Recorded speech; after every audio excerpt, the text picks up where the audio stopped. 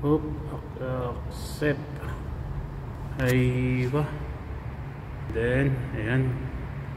Tempura, Yumi Special, and Dynamite. Sushi. Tempura. Pick up. Yumi Special, and Dynamite.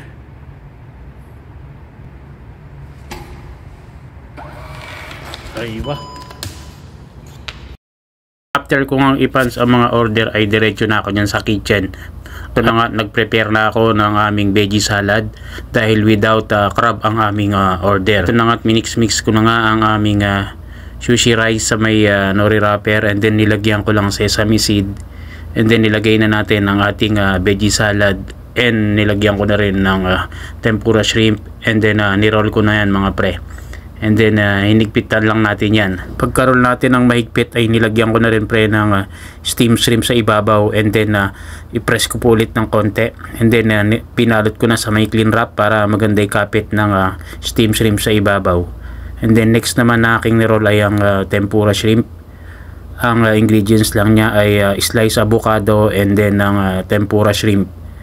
At pagkatapos kong nilagay lahat ng mga ingredients niya mga tol ay niroll ko na yan, and then nilagyan ko lang ng crispy flakes or tempura flakes. At ang last natin na iro-roll mga pre ay ang dynamite shrimp.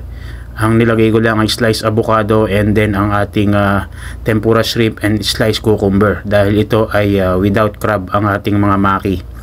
And then pinress-press ko lang yan, then nilagyan ko lang ng sesame seed paikot, and then kinang 4 pieces, and then ipoportion lang natin yan. At inalis ko na rin ang excess niya sa gilid. And then ang next naman natin na kinat ang tempura maki natin na 8 pieces. Pagkakat ko nga ay pinortion ko lang dyan sa gilid at sinunod ko na dyan ang ating Yumi Special. And then nilagay ko na lahat sa may ating takeaway box at kinat ko na rin ang ating tempura shrimp or spicy dynamite shrimp. Nilagyan ko lang siya ng spicy mayo and then ng sriracha. At nilagyan ko na nga ng mga sauce ang ating mga maki. And then nilagyan ko rin siya ng teriyaki and then ng spicy mayo and then ng Japanese mayo. At nilagyan ko na rin ng crispy flakes ang ating dynamite on tempura. Special shoutout ko nga pala kay Drix Ramsey Vlog. Thank you for comment sa ating mga vlog. At kay Jehad Calderon. At kung nagustuhan nyo ang sushi namin for the day, please follow and share ang ating mga vlog. Sa mga kasushi natin dyan, ng mga followers natin at sa mga nanood, thank you again and God bless. See you my next vlog. Right.